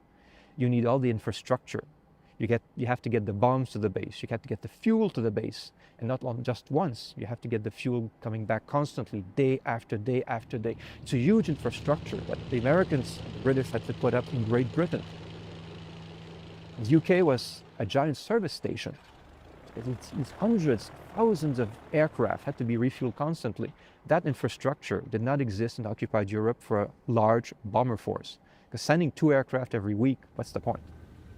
With resources strained, planes still in their design stage are now in the crosshairs. One aircraft that's on the chopping block is Focke-Wulf's TA-400. After assessing its design and noticing it requires more labour and materials than the Me-264, the decision to cancel it is made in late 1943. They investigated and then realised that to actually build it and make it fly would take so many years that it was just impractical to even consider the project as being feasible. Even as the prototype of the Ju-390 proves to be feasible, by mid-1944, all orders of that plane and the 290 are cancelled. Again, it would have taken a vast amount of space and material and everything to build. And it really, the performance of the 390 didn't come up to what was expected. So that idea didn't go any further, although the German Navy quite liked the aeroplane. Now, the only hope is with Messerschmitt. One was destroyed on the ground. The program was canceled, as all German programs were. There's a start-stop attitude. So it may have been started and stopped several times. Because of the changing situation of the war, and people had lots of ideas for strategic bombing. One day they were for it, the next day they were against it, and specifications were sort of being issued left, right and centre. Messerschmitt actually did produce a large number of projected modifications to his 264, but none of them ever came to any fruition. I mean, there were ideas to attach huge fuel tanks to the airplanes, which could be 600-gallon fuel tanks carried externally. Also, a 6-engine version was proposed. But all this was real pie-in-the-sky stuff, because none of it could really be achieved at that time of the war. Things were really starting to go bad for Germany, and a lot of this stuff was just panic measures, trying to sort of clutch things out of the air, which really were just not possible. With the continued bombardment causing a severe strain on the country's resources, Erhard Milch decides to stall production of the 264 and instead focus on the 262. The priority now is defence, and the hope is that this jet fighter bomber can shoot down the flying fortresses that have been pounding them into submission. That same year, several Allied bombing raids on the Messerschmitt factories damage all of the 264s beyond repair. By October of that year, the aircraft is cancelled indefinitely. All of these factors combined spell doom for the America bombers. This is a solemn but glorious hour. I wish that Franklin D. Roosevelt had lived to see this day. General Eisenhower informs me that the forces of Germany have surrendered to the United Nations. The flags of freedom fly all over Europe. In the more than 60 years since the Nazi regime was destroyed, many questions surrounding the America bombers program remain unsolved. When we interrogated William Messerschmitt, he pooh-poohed it as if, I really had nothing to do with it. I think they realized they were going down a blind alley with that, really. For a project cloaked in secrecy, rampant rumours begin spreading in the decades following VE Day. One such rumour is the assertion that the Ju-390 successfully made a reconnaissance flight of approximately 12,000 miles from occupied France to New York Harbor. The fact that a Junkers Ju-390 came within 12 miles of New York is something that's said by many sources. It's not just one source. This isn't a wild and crazy guy saying this. This is something that is said and repeated, and I believe to be true. A hypothetical question asked is, what impact would these planes have had if they were successful in carrying out bombing raids on American cities? But I would say that even if the Germans could have put 2 or 3 aircraft together that could somehow make that perilous flight across the Atlantic and lob a couple of bombs into lower Manhattan, I think the political impact would have been tremendous. At the very least, President Roosevelt would have been forced to redeploy anti-aircraft assets from Britain, where they were protecting Britain against German air attack, to the continental United States. And that might have had some appreciable impact on the future course of operations in Western Europe. If the United States had actually suffered on its shores serious damage from German rocketry or from other transoceanic bombers such as they intended, the probably impact on the war would be that it would have been extended. Given the great industrial, innovative powers of the United States as demonstrated in that war by our production, the development of an atom bomb, no doubt we would have struck back, but it certainly would have extended the war to have the destruction brought to our shores. I wouldn't say a waste of resources, but to a large extent, the hopes of actually curtailing, even annoying the Americans was very small. They might have annoyed them all right, but that would not have been good because the Americans might simply have reacted by bombing the German factories and the bases more fiercely than they did. So in the end, chances are, even that the Germans built the bombers and the bases, they would not have remained in operation very long. They may not even have been completed before they got pulverized. Would they have been able to crack the well-oiled American war machine by 1945? Would they have been able to weaken civilian morale? When you look at the effect of the German bombing of England during the Blitz, it's pretty clear it strengthened British resolve. It caused more of a feeling of we've got to get back at those guys rather than fomenting this attitude of, oh, there's no point, we should surrender. So if you're talking about strategic bombing as trying to sap the morale of the enemy, the evidence is pretty clear that doesn't work. Naturally, the American people probably felt very secure having an entire ocean between ourselves and the war that was raging in Europe. What effect, let's say, on morale would have occurred had the Germans been able to strike us directly? I think it would have been very likely the parallel with London and Berlin. These places were smashed. Berlin was practically reduced to rubble by 1,000-plane raids, but people kept their chins up. They managed to take it and went on from day to day. I don't believe that the American people would have reacted anyway differently. It's very difficult for people who have not been involved in a war like that, or have not gone through the experience, to understand that war to us had become a condition which to us was no more different than the weather. It was something we had to live with. You could talk about it, you couldn't do a darn thing about it. And the fact that cities got destroyed or submarines got sunk or whatever, it was just part of war. And we took it very naturally somehow without being as dismayed as we are today when we read history. The plan to bomb America proved appealing to many in the high command, an act of revenge against a nation that seemed impregnable. Like many other secret Nazi projects, however, a firm lack of purpose and direction existed. The bureaucracy in place at the time and the continued destruction of German factories and cities guaranteed that aircraft like these, despite their potential, would never get off the ground. Instead, these planes and the men behind them remain a pipe dream, one of the Second World War's greatest what-ifs.